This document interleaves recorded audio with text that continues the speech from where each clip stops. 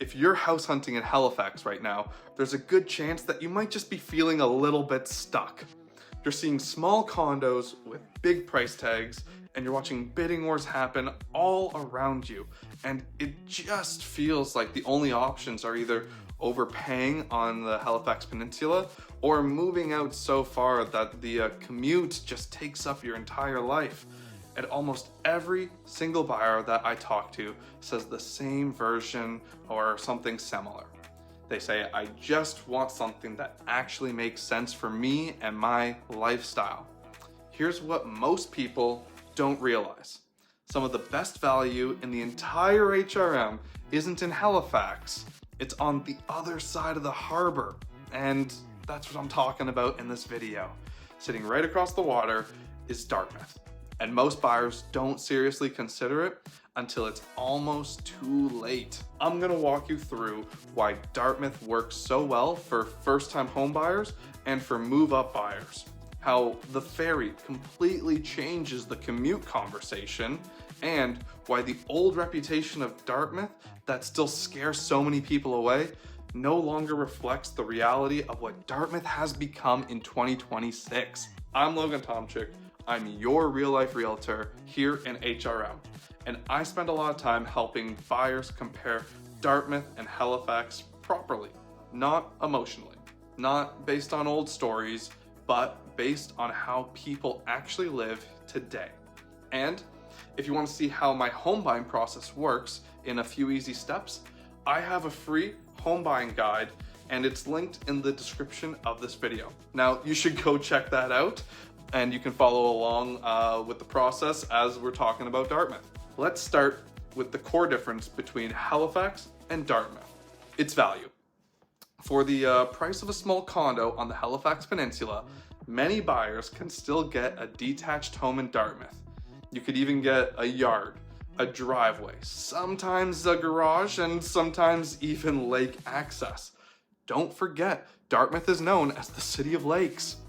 That extra space matters, and it's more than what people think too. It matters when you're working from home and you have an extra bedroom. It matters if you have a dog and you need more space to have them run around, or a yard for them to go outside. It matters if you're thinking about staying put for more than just a few years. And this is why so many buyers quietly end up on the Dartmouth side of the bridge after starting their search in Halifax. Now, the first objection that always comes up is the commute. People assume that Dartmouth means bridge traffic, stress, and wasted time. And yes, if you drive at the wrong time of the day, or one of the bridges is shut down for having its routine maintenance check, this can be true. I'm not going to sugarcoat it. It can be true. It can be rough. But here's the part that most people completely overlook. It's the ferry. The ferry is one of the most underrated advantages in the entirety of HRM. It's fast, predictable, honestly, one of the most enjoyable commutes you can have. You're not sitting in traffic. You're not stressed about if you're going to be late for work. You're not fighting what's going on with the bridge, whether it's maintenance or anything else. For many downtown workers, it's actually faster than driving from larger parts of the peninsula where everything's just bumper to bumper. And this is where the perception gap really starts to show between Dartmouth and Halifax. Now, I work with a buyer precisely with this kind of issue, and just for privacy, we're going to call her Sarah. Now, Sarah wanted to move closer to their office of work in Halifax, and they wanted to buy an amazing place to call home. She had absolutely zero interest in seeing what Dartmouth had to offer. I remember we even talked about that old stigma surrounding what Dartmouth used to be. They called it the dark side. They warned about safety in some areas. She thought that Dartmouth was a mistake. So Sarah did what a lot of home buyers do. She ignored what she actually wanted and focused on looking for what could be accommodating on Halifax. She started looking at small, overpriced condos in Halifax, places that technically worked on paper, but didn't feel like home. And all the while that she's doing this, she wanted a little bit more space than what Halifax could offer for the price. She wants something that felt a little bit more permanent. Eventually, I suggested we look at some of the larger condos just across the water in Dartmouth. These condos were under her budget. They were in a newer building, and because the condos were newer, the condo fees were substantially lower than some of the older buildings that we've seen in Halifax. And it was only a short walk to the ferry from the downtown Dartmouth scene. Now, on paper, it was exactly what she needed. Dartmouth is not the same Dartmouth from 20 years or even 10 years ago. Downtown Dartmouth is walkable, it's vibrant, and it's even full of local businesses. I'm seeing more and more breweries, cafes, waterfront trails, and a real sense of community, all centered around the Alderney Landing and Sullivan's Pond area. Now, you can even see the new condos at places like King's Wharf opening up the opportunities for lots of local businesses for the public on the first floor of these new buildings, just to even enhance the experience a little bit more for people.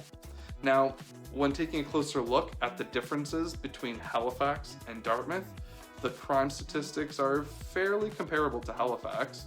Amenities continue to grow in Dartmouth, and the dark side nickname is something people repeat just out of habit, not really out of experience. I mean, they're just so close together, they typically get the same amount of sun every day of the year anyways. Now, Sarah was stuck between logic and fear. She knew the house made sense. She loved the area, but she was worried about what she could do for fun, or where she could invite her friends to meet up at any local cafes or pubs for events. Before we made an offer, I told her about Alderney Landing and how they normally have pop-up markets. I mentioned the summer festivals, where they block road traffic for people to be a little bit more outside. I mentioned the haunted house that happened in the fall, and the concerts that happened in the summer at the Alderney Landing. Not to mention the nearby parks if any of her friends have dogs and want to go for a walk. Now, we grabbed a coffee, and we talked to people who actually lived there, and then I could see in her eyes. That was the moment when things just simply clicked. She realized Dartmouth had a lot more to offer than what she had originally thought. Later that evening, we had an accepted offer on her new condo that she still loves to this very day. Now, that's the real Dartmouth versus Halifax conversation. It might take a little bit of time to learn your neighborhood, but you could make that argument for anywhere that you move. And it's not about picking sides of Halifax versus Dartmouth.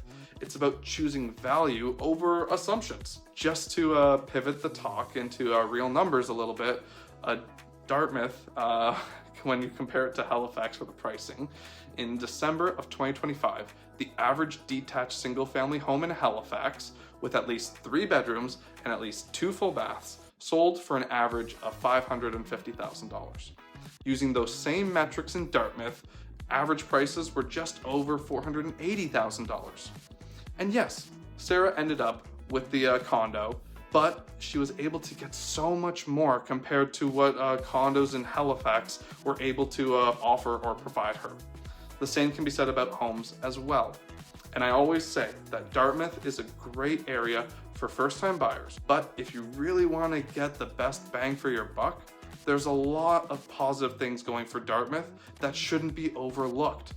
If you want to see how your budget compares to both sides of the harbour, let's get together and really talk about the area that might fit your lifestyle the best. I go through the home buying plans all the time with people, and I'm always happy to grab a coffee and walk through a plan with you that just fits your lifestyle, your budget, and your needs best. If you have any concerns or just want to talk about your next move, again, I have all these free resources about buying and selling in the description of this very video. Go check them out, let me know what you think, and I'm always happy to help be a resource for you. I'm Logan Tomczyk, your real life realtor, and my goal is to make your realty dreams happen.